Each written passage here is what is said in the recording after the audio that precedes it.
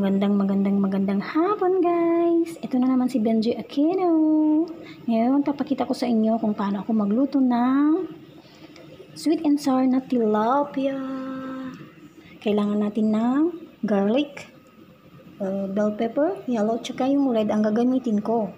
Tapos ito, pinaghalo na tomato paste, 2 tablespoon, 3 tablespoon na soy sauce, at tsaka asukal na 1 tablespoon, tsaka kunting tubig, at tsaka ito 2 cups na tubig.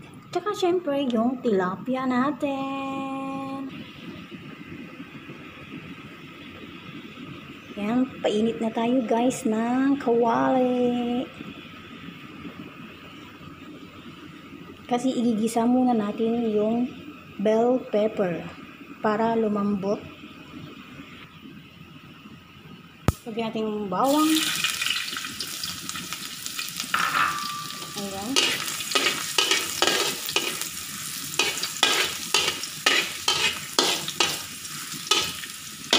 Tapos yung bell pepper.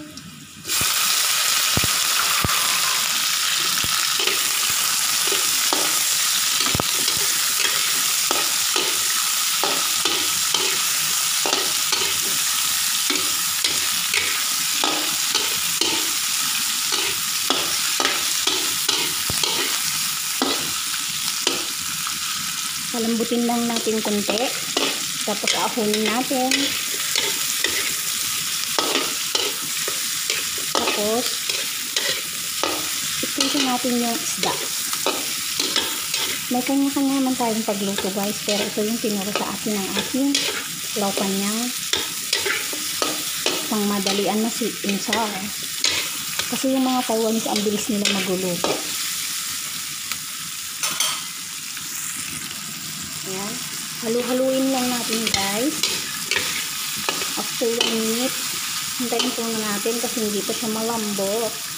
Kasi yung lola ko ayaw niya ng matigas.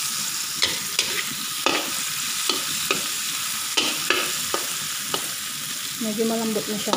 Palambutin pa natin sa konti. Mas maganda kasi. Pero yung iba, mas gusto nila yung parang crispy ganun. Pero kasi syempre si lola ko, pustiso yung ngipin niya. Diba? Ayan.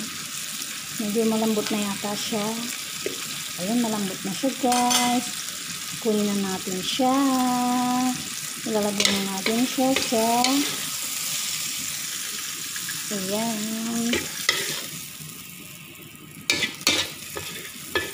May mga naghahanap ng maluto dyan para sa mga alaga nila. Ganito yung gawin nyo guys. Yan. Painitin lang muna natin yung kawali para yung tilapia hindi didikit.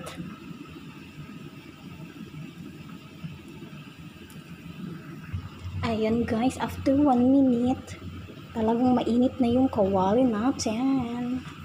Ilagay ko na yung mantika. May mantika pa akong ginamit ng isang araw. Nagprito din ako ng isda kaya gamitin muna natin. Ayan.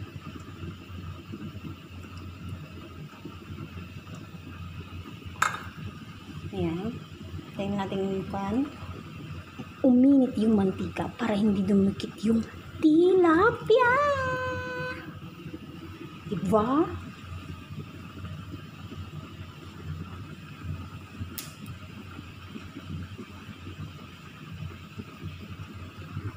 Yan, mainit na guys. Ilagay na natin yung tilapia. Dahan-dahan lang. Baka tumalsik sa ating kagandahan.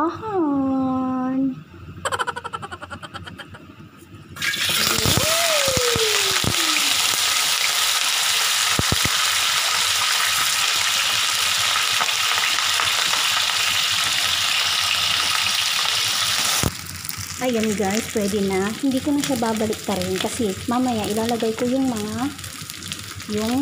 eto kasi yan na ang magluluto sa kanya para siya ilalambot. Ayan, hindi ko na siya babalik ta rin. Ilalagay na natin itong tomato paste, sugar, at saka yung soy sauce. Ayan. Tapos Pwede na siyang baliktarin, guys. Ayan. Ayan. Ayan. Tapos, guys, ilagay na natin yung tubig na 2 cup. Ganyan. Huwag muna natin siyang ilagay lahat, guys, para baka mawalan siya ng tubig mamaya ng sabaw. Pwede na siyang lagyan. Ayan. Ayan.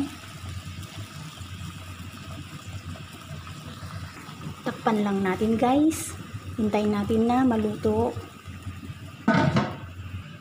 Ayan, after 2 minutes, guys, baliktarin na natin. Dahan-dahan lang. Baka madurog. Kagaya ng puso mo na dinurog niya. Ayan. Tapos yan, lutuin na naman natin yan, guys, ng 2 minutes. Ayan, guys, kulo na siya ng kulo. Ilagay na natin yung ginisa nating bell pepper para lumambot pa siya. Ayan. Ayan.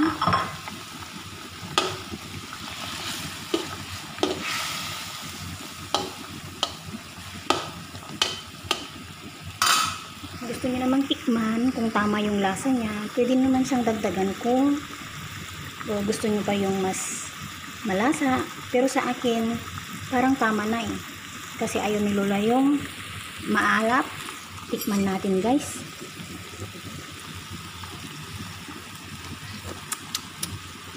Tama lang yung pagkaalat niya, tama lang yung pagkaasim niya, at saka yung pagkatamis niya, perfect. Yan, hintayin lang natin lumambot konti. After 2 minutes siguro yan, okay na, guys. Kaya takpan na natin. At parang okay na siya, guys. Ayun, ang bango-bango. As in, ang bango. Ilagay na natin siya sa ating plate. Ayan, guys, nailagay na natin sa ating plate. Luto na siya.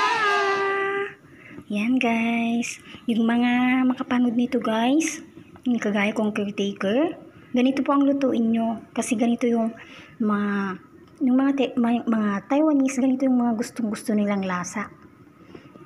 Yan, guys. Ang ganda-ganda. Ang sarap-sarap. Yan, guys. Yung mga mapapadaan sa wall ko, yung mga kamamsi ko dyan, mga ka-caretaker, kagaya ko, manood lang po kayo di sa vlog ko. Tularan nyo po itong mga niluluto ko. Punta lang po kayo sa kusina ni Benji. Yan, guys, hanggang dito na lang. Salamat sa mga nanood, mga manunood pa, mga susubscribe, at aking mga subscriber. Maraming salamat po. At saka pakiclick na rin po yung bell para ma-notify kayo sa aking susunod na video. Tapos pa-comment na rin po yung related lang po sa aking video. Maraming salamat po. Again, this is Benji Aquino. Bye-bye!